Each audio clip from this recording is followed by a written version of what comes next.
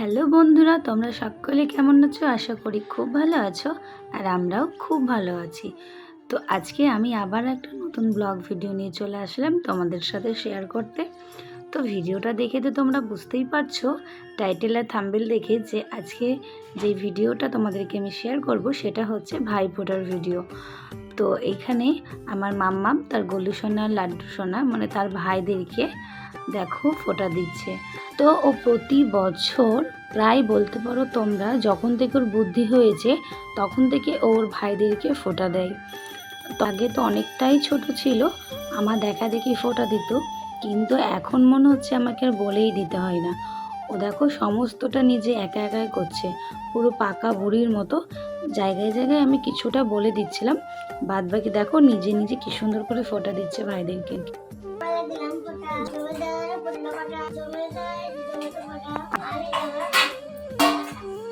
হয়ে গেছে।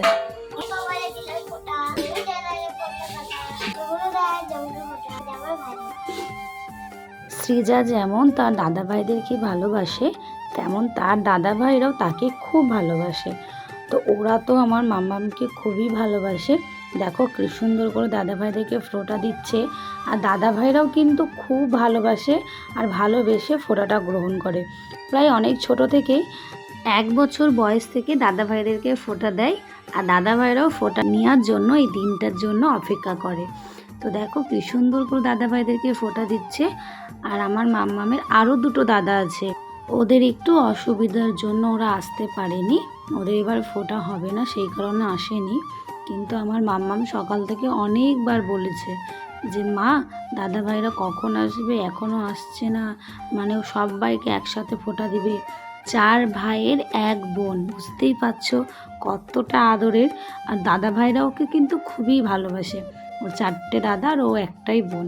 তো দেখো এখানে দাদা ভাইদেরকে ফোঁটা দেওয়া হয়ে গেছে। তারপরে এবার দাদা ভাইরা একটা গিফট দিয়েছে। তো গিফটটা পেয়ে তো খুব আনন্দ, আমাকে দেখাচ্ছে, বলছে দাঁড়াও বন্ধুদেরকে একটু দেখিয়ে দিই গিফটটা। তো তাই তোমাদেরকেও একটু দেখিয়ে দিল। দেখো ও দাদা ভাইরা ওকে একটা ফ্রক জামা দিয়েছে। তো জামাটা খুব সুন্দর। দাদা ভাইদের আবদার ছিল জামাটা নাকি এক্ষুনি পরতে হবে। তো পরেও ছিল জামাটা, তোমাদেরকে সাথে সেটা শেয়ার করা হয়নি। তো তারপরে এবার তোমাদের দাদা ভাই মানে আমার বরকে ফোঁটা দিচ্ছে আমার ননদ।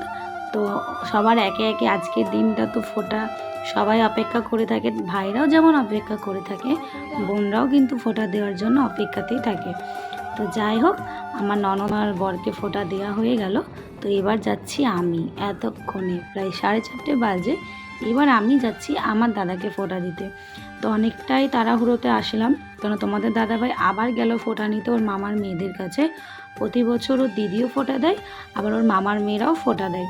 তো সেখানেই গেল আমাকে রেখে দিয়ে মায়ের বাড়িতে। এবার আমি আমার দাদাকে ফোঁটা দিচ্ছি, বাড়ির সমস্ত কাজ সামলে তারপরে আসলাম মায়ের বাড়ি। তো আমি এবার দাদাকে ফোঁটা দিচ্ছি। ও প্রায় অনেক লেট করে এসেছে, সেই কারণে অনেকটাই দেরি হয়ে গেল, নাহলে আরও তাড়াতাড়ি হয়ে যেত। তো ওইদিকে আমার মাম্মামও ফোঁটা দিল, আমার ননদ ফোঁটা দিল। তো সেই কারণে আমি বাড়িতে ছিলাম। তো এইবার আমি এসেছি ফোঁটা দিতে। ফোঁটা দিয়ে একদম রাত্রিবেলায় যাব। তো কেন রাত্রিবেলায় চলে যাব সেটাও তোমাদের সঙ্গে শেয়ার করব। তো রাত্রি আর কই হলো, সন্ধ্যাবেলাতেই বাড়ি চলে আসলাম। বাড়ি এসে বেরিয়ে পড়লাম ঠাকুর দেখতে। তো গাইস আমরা এখন দাঁড়িয়ে আছি যাওয়ার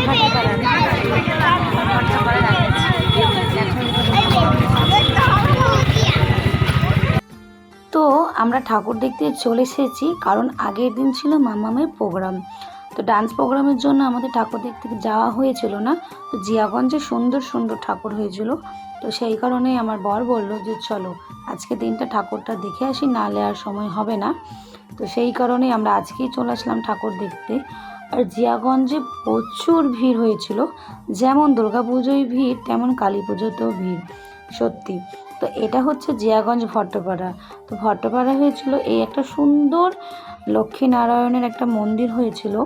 তো খুব সুন্দর, দুই দিকে ঝর্ণা, মাঝখানে মন্দির, থিমটা অনেকটাই সুন্দর। তো বন্ধুরা তোমাদের যদি কারোর জানা থাকে যে এই মন্দিরটা কি মন্দির ছিল, তো প্লিজ আমাকে কমেন্টস করে জানিও।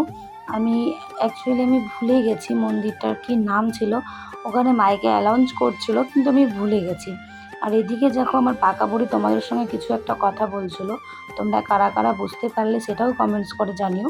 তো মন্দিরটা তোমাদেরকে আরেকবার দেখিয়ে দিলাম। তো তারপরে চলে আসলাম, এটা হচ্ছে ফুলতলায় জটাকালী। তো মা জটাকালীর সঙ্গে তোমাদের দর্শন করে দিলাম। তো তারপরে চলে যাচ্ছি বাগডোরায়। তো এখানে কিন্তু আমার ঠাম্মার বাড়ি, বাগডোরা থেকে একটু গিয়ে।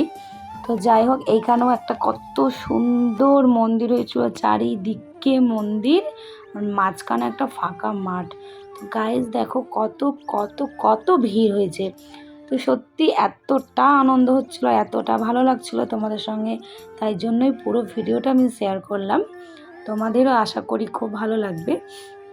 আর মন্দিরটার চারিপাশটা পুরো লাইটিং, তারপরে অর্কেস্ট্রা এসেছিলো, প্রোগ্রাম হচ্ছিল। তো এখানে আমরা চলে যাচ্ছি এবার গুটি গুটি পায়ে মন্দিরের ভেতরে। তো ঠাকুরটাও তোমাদেরকে দর্শন করাবো, তো আমাদের সাথে থাকো আর ভিডিওটাও দেখতে থাকো। দেখো এবার আস্তে আস্তে আমরা চলে যাচ্ছি মন্দিরের ভেতরে। তো মন্দিরের ভেতরের প্যান্ডেলটা তোমাদেরকে দেখাবো। তো এই দেখো এখানে একটা ঝাড়বাতি ছিল, কি সুন্দর লাগছে না গাইজ। তারপরে দেখো ওই দূর থেকে ঠাকুর দেখতে পাওয়া যাচ্ছে, ভিতরে ঢোকা যাচ্ছিল না, অনেকটাই ভিড়। তো যাই হোক জুম করে তোমাদেরকে আমি ঠাকুরটা দর্শন করালাম। তো এরপরে চলে আসলাম ভূতের বাড়ি। তোমরা তো দেখতেই পাচ্ছ যে ভূতের বাড়ির সামনে আমরা ওয়েট করছি ভূত দেখার জন্য। তো ভিতরে একটু ভয় পেয়ে গিয়েছিলাম, সব মুখোশ পড়েছিল, কিন্তু দেখো আমার মাম্মাম কিন্তু ভয় পায়নি, কেমন ভূতের সঙ্গে হাত মিলিয়ে নিল, আবার একটু ছবিও তুলে নিল। তা আমি তো প্রচণ্ড ভয় পাচ্ছিলাম। তো তারপরে ভূতের বাড়ি থেকে ঘুরে চলে আসলাম আমাদের পাড়ায়। তো আমাদের পাড়ায় যে ঠাকুর হয়েছিল তার আজকে বিসর্জন। তো এখানে এসে তোমাদের দাদা ভাই আরও আমার দাদা ভাই সকলে এখানে ডান্স করছিল, সেই জন্যে আমরা একটু বসেছিলাম। আর এইদিকে বাজি ফোড়ানো হচ্ছিল, তো তারও একটু ভিডিও করেছিলাম, কিন্তু পুরো ভিডিওটা করা হয়েছিল না। তো তারপরে এবার হবে ঠাকুর বিসর্জন, সকলে মিলে ঠাকুর নিয়ে যাওয়া হচ্ছে। এখন প্রায় রাত্রির 11টা বাজে। তো আজকের মতো ভিডিওটা আমি এখানে শেষ করলাম, দেখা হবে এবার নেক্সট ব্লগে।